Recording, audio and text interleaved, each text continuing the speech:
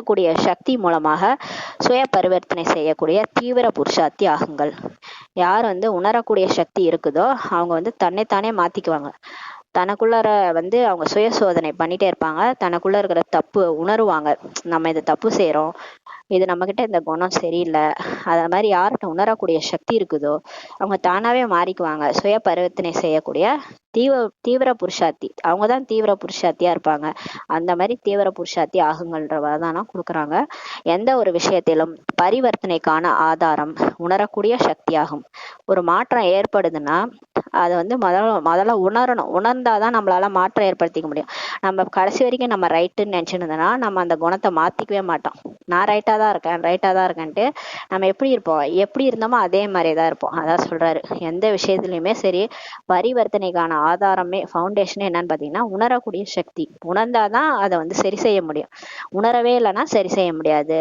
அதனால பாபா சொல்றாங்க, உணரக்கூடிய சக்தி வராதவரை அனுபவமே ஏற்படாது.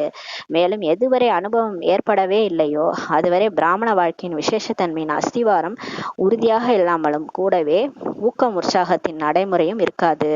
அப்ப இது பாருங்க, ரொம்ப முக்கியமானது. நம்ம உணரலைன்னா அனுபவம் ஏற்படாது. அனுபவம் ஏற்படலைன்னா பிராமண வாழ்க்கையின் விசேஷத்தன்மையினுடைய ஃபவுண்டேஷன் உறுதியாக இருக்காது.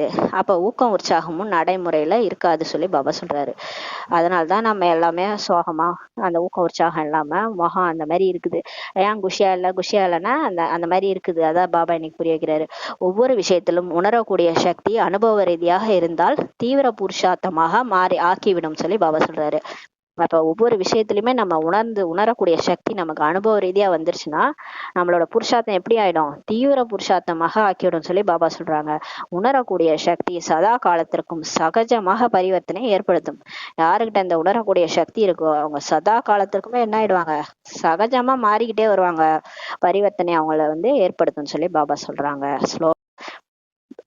நம்மள உணரும் சக்தி இருக்கும்போதுதான் தீவிர புருஷார்த்தி ஆக முடியும்னு நேத்து சொன்னாரு. அதே மாதிரி இன்னைக்கு சொல்றாரு, மனதார உணர்வது மூலமா திலாராம் பாபாவுடைய ஆசீர்வாத பிளெஸிங்ஸ் கிடைக்கும். பலனாக அடையக்கூடிய தன்னை மாற்றுபவர், தன்னைத்தான் மாற்றிக்கணும்னு சொல்லி பாபா சொல்றாங்க. அந்த மாதிரி வரதானே நீ கொடுத்துட்டாரு. தன்னை மாற்றிக்கொள்வதற்கு 2 விஷயங்களை மனதார உணர வேண்டும். பாருங்க, நம்ம யாரையுமே மாற்ற முடியாது உலகத்துல. அவங்கவுங்க சம்ஸ்காரம் சுபாவம் அவங்கவுங்க அப்படிதான் இருப்பாங்க. ஆனா பாருங்க, நம்மளை மாத்திக்கிறது ஈஸி இல்லையா? நம்மளை நாமே மாத்திக்கலாம். ஆனா நம்மளை மாத்திக்கிறது கூட கஷ்டம். ஏன்னா மனசுக்கு புரிய வைக்கிறதுக்குள்ள படாயிடும். ஆனா தன்னை மாத்திக்கணும்னா பாபா ஈஸியா 2 விஷயங்களை சொல்றாரு பாருங்க. மனசார 2 விஷயத்த உணர சொல்றாரு. ஒண்ணு, தனது பலவீனங்களை உணர வேண்டும். ஃபர்ஸ்ட் நமக்கு என்ன வீக் பாயிண்ட் இருக்குன்ட்டு எழுதி கூட வச்சு பாத்துங்க டைரியில. எனக்கு இதெல்லாம் வீக் மைண்ட், இந்த மாதிரி பிரச்சனை எனக்கு மாயா வருது. அந்த பலவீனங்களை ஃபர்ஸ்ட் உணருங்க. உணர்ந்து அதை ஃபர்ஸ்ட் புரிஞ்சுக்கோங்க. 2வது பாயிண்ட், எந்த பிரச்சனை அல்லது மனதின் நிமித்தமாக இருக்கிறாரோ, மனிதன் எந்த பிரச்சனையோ அல்லது நீங்க டென்ஷன் ஆகுறதுக்கு எந்த பிரச்சனை மற்றும் ஏதாவது மனிதன் கருவியாக இருக்கிறாரோ அவரது ஆசை மற்றும் அவரது மனபாவனைகளை உணர வேண்டும்.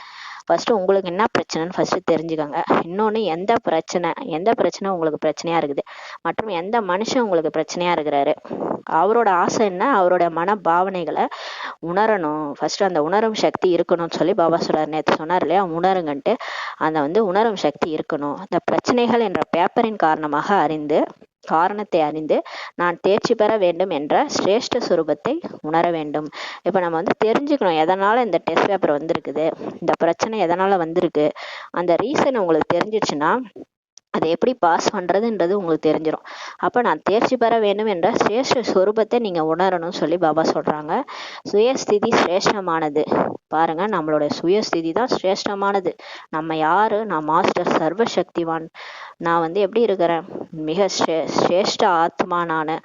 என்னை மாயா எதுவுமே பண்ண முடியாது. நான் மகாவீர் ஆத்மா. அந்த மாதிரி சுயஸ்திதி சிரேஷ்டமானது. ஆனா பிரச்சனை என்பது டெஸ்ட் பேப்பர் தான். பிரச்சனை வரும் போகும், ஏதாவது வந்துட்டு தான் இருக்கும். ஏன்னா நம்மள டெஸ்ட் பண்ணதான் அது வந்துட்டு இருக்கு இல்லையா. பிரச்சனை என்பது டெஸ்ட் பேப்பர் ஆகும்னு சொல்லி பாபா சொல்றாரு. இதை உணர்ந்தால் எளிதாக மாற்றம் வந்துவிடும் சொல்லி பாபா சொல்றாங்க. அப்ப நான் பெரிய ஆளு, பிரச்சனைன்றது டெஸ்ட் பேப்பர், அதை உணர்ந்தீங்கனாலே என்ன ஆயிடும், எளிதா மாற்றம் வந்துடும் சொல்லி பாபா சொல்றாரு. ஆனா நிறைய பேருக்கு பிரச்சனையே டெஸ்ட் பேப்பர்னே தெரியறது இல்ல. இது ஏதோ பிரச்சனை நினைச்சு அந்த பிரச்சனைக்குள்ள போய் டென்ஷன் ஆயிட்டு இருக்கிறாங்க. இது எனக்கு டெஸ்ட் பேப்பர் அப்படின்ட்டு நம்ம உணர்ந்துட்டோம்னா ஈஸியா மாற்றம் வந்துடும் சொல்லி பாபா சொல்றாரு. மேலும் உண்மையான உள்ளத்துடன் உணர்கிறீர்கள் எனில், உண்மையா இது டெஸ்ட் பேப்பர், நான் என்னை மாத்திக்கிறேன், இதுல ஏதோ என்னுடைய சுபாவ சம்ஸ்காரம் தான் பிரச்சனையா இருக்கு, நான் மாத்திக்கிறேன், நான் ஏற்றுக்கொள்ளறேன்ட்டு யார் உண்மையான உள்ளத்தோட உணர்கிறாங்களோ அப்ப திலாராம் பாபாவனுடைய ஆசீர்வாதம் வந்து பலனாக அவங்களுக்கு கிடைக்கும்னு சொல்லி பாபா சொல்றாங்க. ஓம் சாந்தி. நன்றி பாபா, நன்றி ராமா, நன்றி பரிவாரம். ஓம் சாந்தி.